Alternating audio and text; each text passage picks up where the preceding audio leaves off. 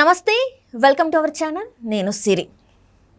చాలామందికి అంటే ఇల్లు కొనాలి అని చెప్పేసి కొంతమందికి ఉంటుంది. కాకపోతే ఏంటంటే వాళ్ళ దగ్గర అంత డబ్బు లేకుండా ఉండొచ్చు. కాకపోతే ఏంటంటే కొంతమంది ఫామ్ హౌస్లలో కూడా ఇన్వెస్ట్ చేస్తూ ఉంటారు. మనం ఇప్పుడు ప్రస్తుత కాలంలో చూస్తున్నాం. అయితే అసలు అందులో ఇన్వెస్ట్ చేయొచ్చా, చేయరాదా, చేస్తే ఎలాంటి ఫలితాలు ఉంటాయి, చేయకపోతే ఎలాంటి ఫలితాలు ఉంటాయి? సో ఇవన్నీ మనకు వివరించడానికి మనతో పాటు ఉన్నారు realtor oxygen founder and CEO doctor Nandi Rameshwar Rao గారు. నమస్కారం సార్. నమస్కారం సార్. ఇప్పుడు చూస్తున్నట్టయితే చాలామంది అంటే కొంతమంది ఏంటంటే వాళ్ళ దగ్గర కొంత అమౌంట్ మాత్రమే ఉండడం వల్ల ఇల్లు కొనే అంత లేనప్పుడు, ప్లాట్ కొనే అంత లేనప్పుడు ఫామ్ హౌస్లలో ఇన్వెస్ట్ చేస్తున్నారు సార్. సో ఇట్లా ఫామ్ హౌస్లలో ఇన్వెస్ట్ చేయడం వల్ల అది మంచికి దారితీస్తుందా, లేకపోతే వాళ్ళు ఏమన్నా డబ్బులు కోల్పోయే అవకాశం ఉందంటారా సార్? ఇది అన్ని టఫ్ క్వశ్చన్లు అడిగితే చెప్పడం కష్టం అమ్మా. రియల్ ఎస్టేట్ అనేది చాలా పెద్ద వ్యాస్ట్ సబ్జెక్ట్. మీరు ఇచ్చిన కొద్దిగా టైంలో మొత్తం 10 సబ్జెక్టులు అడిగితే చాలా కష్టం. ఫిర్బీ ట్రై చేస్తాను, మంచి ఎక్సర్సైజ్ చేసినట్టున్నావు మంచి క్వశ్చన్లు అడగడానికి. అంటే సార్ మీలాంటి ఎక్స్పర్ట్ని మేము ముందు కూర్చోబెట్టినప్పుడు మరి చేయాలి కదా సార్. సో ఫస్ట్ ఇక్కడ జనాలకి తెలియాల్సిన పబ్లిక్ ఎవరైతే బయర్స్ ఉన్నారో, నేను అంతకుముందు మీ ఎపిసోడ్లో చెప్పాను, మన ఇన్వెస్ట్మెంట్ దేనికి చేయాలనుకుంటున్నాం, అది ఇంపార్టెంట్. చాలామందికి ఈ రోజులో ఓపెన్ రెసిడెన్షియల్ ప్లాట్కి, ఫామ్ ప్లాట్కి, ఫామ్ ల్యాండ్కి తేడా తెలియదు, ఇంక్లూడింగ్ మీరు. అవును సార్. సో ఫస్ట్ అది తెలుసుకుందాం. పబ్లిక్ చాలామంది మోసపోతున్నారు. ఏంటంటే ఫామ్ ప్లాట్ కొనుక్కొని అది రెసిడెన్షియల్ ప్లాట్ అనుకుంటున్నారు. దానికి దీనికి తేడా ఏంటి? తేడా ఏంటంటే రెసిడెన్షియల్ ప్లాట్లో మీరు ఇల్లు కట్టుకోవచ్చు.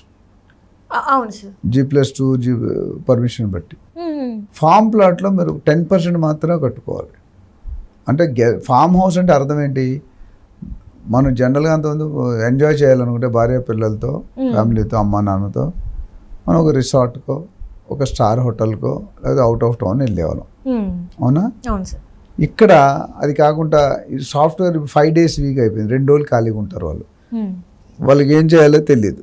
సో ఫ్రైడే ఈవినింగ్ భార్య పిల్లలు వేసుకొని కార్ వేసుకొని వెళ్ళిపోతారు. ఒక ఫామ్ హౌస్, 1 ఎకరం ఫామ్ హౌస్ ఉందనుకోండి. ఎకరంలో కట్టుకుంటే మొక్కలు వేసుకుంటారు, కూరగాయలు పండించుకుంటారు, పళ్ళు పండించుకుంటారు, స్విమ్మింగ్ పూల్ ఉంటుంది, బ్యాడ్మింటన్ కోర్ట్ ఉంటుంది, లేకపోతే షటిల్ కోర్ట్ ఉంటుంది, ఏవో పెట్టుకుంటారు. వెళ్ళి వండుకొని వాళ్ళు పెంచుకున్న కూరగాయలతో వాళ్ళు వండుకొని తింటే ఆనందం వేరు. రైట్? సో అప్పుడు 1 BHK అంటారు. అంటే చిన్న స్టూడియో అపార్ట్మెంట్ ఇలాంటి రూమ్ కట్టి, అటాచ్ టాయిలెట్ కట్టి ఇక్కడ మంచం వేస్తే అది అయిపోతుంది. ఆ రాత్రి పడుకోవడానికి సరిపోతుంది.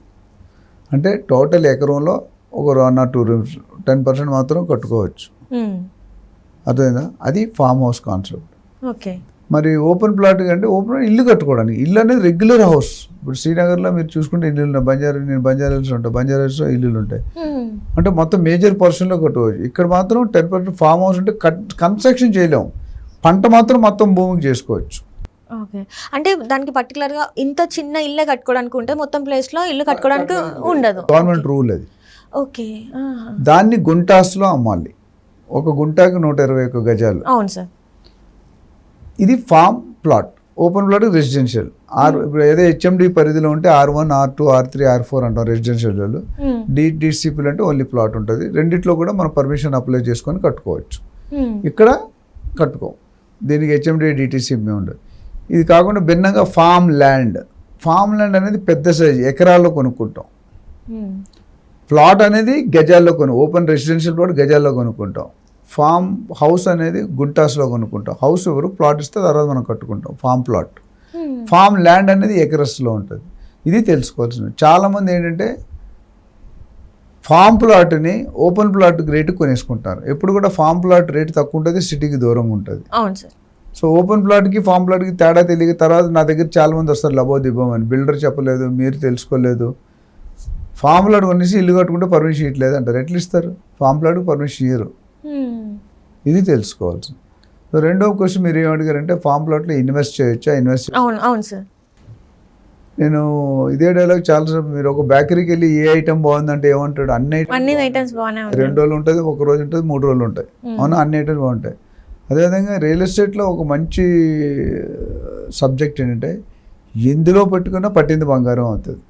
పట్టిందల్లా బంగారం అని సినిమా వచ్చింది చిన్నప్పుడు. ఇప్పుడు సో అన్ని ఇన్వెస్ట్మెంట్లు మంచివే. ఎవరికి ఏది సూట్ అవుతుంది అనేది ఇంపార్టెంట్. అంటే ఇప్పుడు మీరు చెప్పారు చాలామంది ఇప్పుడు మనం చూస్తున్నట్టయితే యూత్ ముఖ్యంగా చెప్తున్నా నేను సార్ చూశాను చాలామంది ఫామ్ హౌసెస్లో ఇన్వెస్ట్ చేసి వాళ్ళు ఏంటంటే రెంట్కి ఇస్తున్నారు. సో వీళ్ళు తీసుకొని వీళ్ళు ఏంటంటే ఇట్లా మీరు చెప్పినట్టు వీకెండ్ టైమ్స్లో వీళ్ళు ఒక 15,000కో లేకపోతే 16,000కో వన్ డేకి సో అట్లా రెంట్కి ఇస్తున్నారు. సో ఇది కరెక్ట్ అంటారా మరి? డెఫినెట్గా ఇప్పుడు మనం రోజంతా సంవత్సరం అంతా ఉండం కదా, ఇది ఒక కాన్సెప్ట్, ఇది ఒక బిజినెస్ కాన్సెప్ట్. ఇప్పుడు కొన్ని రిసార్ట్స్ ఉన్నాయి, రిసార్ట్స్లో మీరు ఒక ఇల్లు కొనుక్కోమంటారు 500 గజాలు పెట్టి, మంచి ఇల్లు కడతాడు, అదొక సబ్జెక్ట్. ఫామ్ హౌస్లో కూడా ఫామ్ హౌస్ కిందే డెవలప్ చేసి ఫంక్షన్స్కి, పెళ్ళిళ్ళకి, సెలబ్రిటీస్కి, సంగీతులకి ఇవన్నిటికి ఇస్తున్నారు.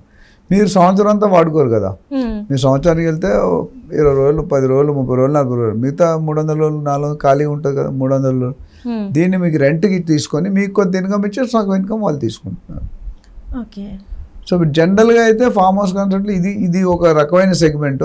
ఎక్కువ వాళ్ళు రెంట్కి వాళ్ళు వాడుకొని తర్వాత తాళం వేసుకొని వెళ్ళిపోతారు. లేదా ఒక వాచ్మెన్ భార్యని ఫ్యామిలీని పెట్టి ఆ మొక్కలు నీళ్ళు వేయాలి, ఇవన్నీ మెయింటైన్ చేయాలి. ఇప్పుడు ఓపెన్ ప్లాట్ కొనుక ఏం అవసరం లేదు. ఫామ్ ప్లాట్ కొనుక్కుంటే మీకు కంపల్సరీ ఖర్చు పెట్టాలి డబ్బులు. మొక్కలు వేయాలి, మొక్కలు పాలు, నీరు, నారు అవన్నీ పోయాడు కదా, మొక్కలకి నీళ్ళు అయిపోతే చనిపోతాయి, ఎక్స్పైర్ అయిపోతాయి. సో అక్కడ ఒక మనిషి ఫ్యామిలీ ఉండి వాళ్ళు ఇల్లు తుడుచుకొని మొక్కలు వచ్చిన కట్ చేసుకొని షేప్ చేసుకొని పిచ్చి మొక్కలు తీసి ఇవన్నీ ఉంటాయి కదా. సో ఫామ్ ప్లాట్ అంటే ఒక ప్యాషన్, ఒక లగ్జరీ, ఒక కోరిక ఉన్నప్పుడు ఇన్వెస్ట్మెంట్ రిటర్న్స్ కోసం ఆలోచించరు. రిటర్న్స్ కోసం ఆలోచించడు, ఎంజాయ్ చేయలేడు. ఇది మీకు ఏది కావాలి, అవ్వ కావాలి, బువ్వ కావాలంటే రెండు ఏదో ఒకటే వస్తుంది. అంటే మీరు చెప్తుంది ఏంటంటే ఫామ్ ప్లాట్ అందులో పెడితే ఇన్వెస్ట్మెంట్ పెట్టాలి కానీ రిటర్న్స్ అనేవి కొంచెం లేట్ వస్తాయని చెప్తున్నారు. డెఫినెట్గా వస్తుంది, ఎందుకంటే మీ సాటిస్ఫాక్షన్ అవుతున్నారు కదా, మీ పర్పస్ సాల్వ్ అవుతుంది. ఇప్పుడు మీరు అదే బయట హోటల్లో వచ్చి ఉంటే రోజు 10,000 కట్టాలి కృష్ణాపురాలో, ఇక్కడ 10,000 కట్టక్కర్లేదుగా. ఓపెన్ ప్లాట్ కొనుగోలు చేసినా పెరుగుతుంది, ఫామ్ ప్లాట్ కూడా పెరుగుతుంది. జనరల్గా ఫామ్ ప్లాట్ ఏంటంటే మెయిన్ సిటీకి చాలా దూరంగా ఉంటాయి, 50 నుండి 100 కిలోమీటర్ దూరంలో ఉంటాయి. సో అది వెళ్ళినప్పుడు రేట్లు ఆటోమేటిక్గా తక్కువ ఉంటాయి. అక్కడ కన్స్ట్రక్షన్ అలౌడ్ కాబట్టి ఇప్పుడు ప్రస్తుతం 3,000 నుండి 5,000 పర్ ఇది గజాలకు అనుకుంటే, లేకపోతే ఎకరానికి 50 లక్షలు, ₹1,00,00,000 కూడా దొరికిపోతున్నాయి. కోకాపేటలో 100 కోట్లు అంట, మరి ఎకరానికి కోటి ఎట్లు, అక్కడ 100 కోట్లు అయితే ఇక్కడ అంటే ఎక్కడికో కోకాపేట సిటీలో ఉంది, బట్ ఫామ్ ల్యాండ్ అనేది ఎక్కడ 100 కిలోమీటర్ దూరంలో ఉంటుంది. సో అది కూడా మెయిన్ రోడ్కి చాలా దూరం. నేను మొన్న ఒక సినిమా యాక్టర్ 2 డైరెక్టర్స్ కొనుక్కున్నారు, 5 ఎకరాలని 11 కోట్లు కొన్నారు. సిటీకి 100 కిలోమీటర్ దూరం, మెయిన్ రోడ్కి 25 కిలోమీటర్ దూరం, 11 కోట్లు సింగిల్ షాట్లో కొనేసారు. మంచి ఫేమస్ డైరెక్టర్స్, పేర్లు చెప్పలేం కానీ వాళ్ళ కోరిక అది. అంటే ఫామ్ హౌస్ డెవలప్ చేస్తారు, దాని మీద అలా 2 కోట్లు 3 కోట్లు ఖర్చు పెడతారు కన్స్ట్రక్షన్కి. సో ఇలాంటి డీల్స్ కూడా జరుగుతాయి. సో రియల్ ఎస్టేట్లో ఎక్కడైనా ఇన్వెస్ట్మెంట్ బెటరే. ఫామ్ లాంట్స్లో పెట్టుకున్నా పెరుగుతుంది, ఓపెన్ ప్లాట్స్లో పెట్టుకున్నా పెరుగుతుంది, అట్లా కమర్షియల్ బిల్డింగ్లో కలుస్తుంది, విల్లాస్లో పెరుగుతుంది. అయితే పెరుగుదలలో తేడా ఉంటుంది కొంచెం, అంటే అటు ఇటుగా సంవత్సరాల. ఫామ్ హౌస్, ఫామ్ ప్లాట్ అనేది ఎంజాయ్మెంట్ చేసుకుంటాం, మన పర్పస్ సాల్వ్ అవుతుంది, కొద్దిగా లాంగ్ టర్మ్లో ఉంటుంది, పెరుగుతుంది. కానీ ఇక్కడ రెసిడెన్షియల్ మెయిన్ రోడ్ సైడ్ ఉన్న ప్లాట్ అంత స్పీడ్గా పెరగదు. సో మనకి ఫామ్ ప్లాట్ ఏంటి, మీకు 10 లక్షలు 20 లక్షలు కూడా వచ్చేస్తుంది. ఇప్పుడు నేను ఎక్కడో ప్రకాశం డిస్ట్రిక్ట్ జిల్లా అంటారు, దాంట్లో గంధం చెట్లు వేసిన మొక్కలు అమ్ముతున్నారు. ఎకరం 30-40 లక్షలు అమ్మేసి ఒక 15 సంవత్సరాల తర్వాత 60-70 లక్షలు లాభం ఇస్తున్నారు. ఎకరం 30-35 లక్షల పైన అంటున్నారు మీరు. దానికి 3 కోట్లు 4 కోట్లు ఇస్తూ ఉంటున్నారు కొన్ని సంవత్సరాల తర్వాత. గంధం మొక్కలు వేసి దాన్ని పెంచి దాని మీద వచ్చే ఇన్కమ్ని 50-50 అంటున్నారు. ఆ కాన్సెప్ట్ వేరు. ఇప్పుడు మనకి 350 కిలోమీటర్ దూరం, ఆ కాన్సెప్ట్ వేరు. ఏమి వేయకుండా ఉట్టు ప్లాట్ కొనుక్కుంటే షాద్నగర్లో 50 కిలోమీటర్, అది కూడా 5 సంవత్సరాలు 6 సంవత్సరాలు డబుల్ అవుతుంది. సో ఇది మన పరిస్థితి. ఇప్పుడు ఒక ఫ్యామిలీకి 5 కూతుర్లు ఉన్నారు అనుకోండి, మీలాగా డ్రెస్ వేస్తారు, చీర కట్టుకునే వాళ్ళు ఉంటారు, లంగావాణి వేసుకునే వాళ్ళు ఉంటారు, ప్యాంటు వేసుకునే వాళ్ళు ఉంటారు. అందరు తండ్రి తల్లి ఒకటే, బట్ మీరు పెరిగిన వాతావరణం వేరు. సో మీ కోరిక, మీ ఇంట్రెస్ట్ వేరు, మీ చెల్లి కోరిక వేరు, మీ అక్క కోరిక వేరు, అవునా? అట్లా ఇన్వెస్టర్లు కూడా అంతే రకాలు. నా ఇన్వెస్ట్మెంట్ నా వేరే ఉంటుంది, నీ థాట్ వేరు ఉంటుంది, ఆయన థాట్ వేరు ఉంటుంది. సో మన అభిరుచులకి, మన కోరికలకి, మన ఎఫోర్డబిలిటీ బట్టి మనం డెసిషన్ తీసుకుంటాం. సో అన్ని ప్లేస్లో కూడా పెరిగే అవకాశం ఉంది. Right sir, right. Thank you so much sir. Thank you మా. సో చూసారు కదా, మీకు కనుక ఫామ్ హౌస్లో ఇన్వెస్ట్ చేయాలి అనుకుంటే ఈ ఇంటర్వ్యూ చూస్తే మీకు అర్థమవుతుంది. అంటే చేస్తే ఎన్ని లాభాలు ఉన్నాయి ఏంటి అనేది అయితే సార్ చాలా క్లుప్తంగా వివరించారు కదా. సో నెక్స్ట్ టైం మీరు ఫామ్ హౌస్లో ఇన్వెస్ట్ చేయాలంటే ఇంటర్వ్యూ చూస్తే మీకు అర్థమవుతుంది. Thank you so much.